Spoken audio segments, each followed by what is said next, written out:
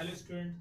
तो ये आज हमारा फिजिक्स का एक क्वेश्चन है जो नीट 2025 में आता है। ये फिजिक्स का 12th क्लास का चैप्टर है।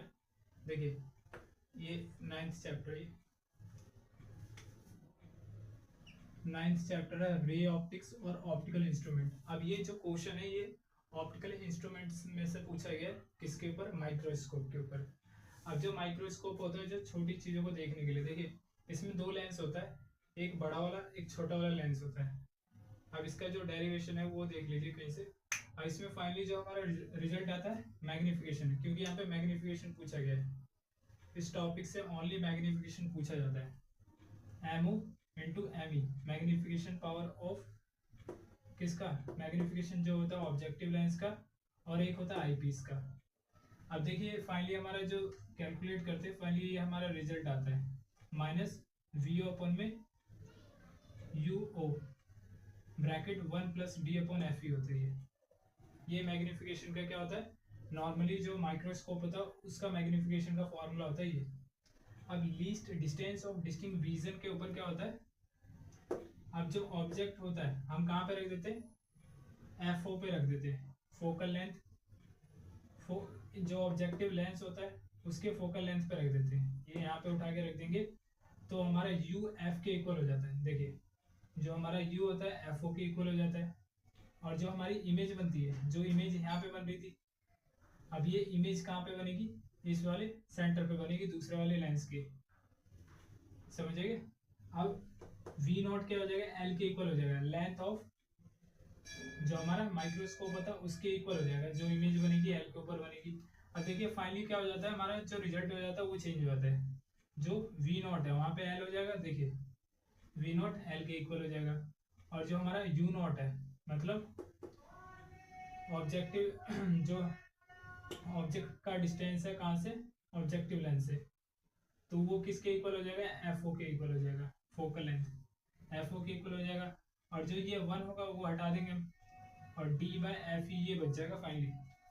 जब क्या लिखा हो क्वेश्चन के अंदर?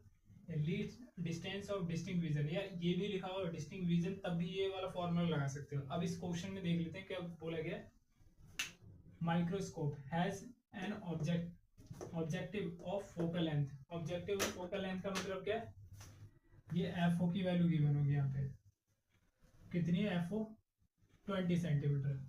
अब eye piece of focal length, अब आई पीस मतलब एफ ई, ये वैल्यू गिवन है। Then tube length of microscope, तो ये क्या हो जाएगा? एल हो जाएगा। एल गिवन है। देखिए ट्यूब लेंथ क्या होता है? इन दोनों के बीच का जो डिस्टेंस होता है ना वो ट्यूब लेंथ का रहता है। ये क्या होता है? F not plus V not plus V होता है, या V O plus U E होता है। अब देखिए यहाँ से जो इमेज इसकी बन रही है ये क्या हो जाएगा? वी ओ होगा। और यहाँ से जो इमेज बन रही है ये इस आई पीस के लिए क्या होगा? ऑब्जेक्ट का काम करेगी, इसलिए यू ई यहाँ पे लिखा हुआ है। समझ आएगा इतना? तो यहाँ पे फोकल जो हमारा ट्यूब लेंथ होता है ये एल होता है। ये L is equal to V O plus U E. समझ आएगा?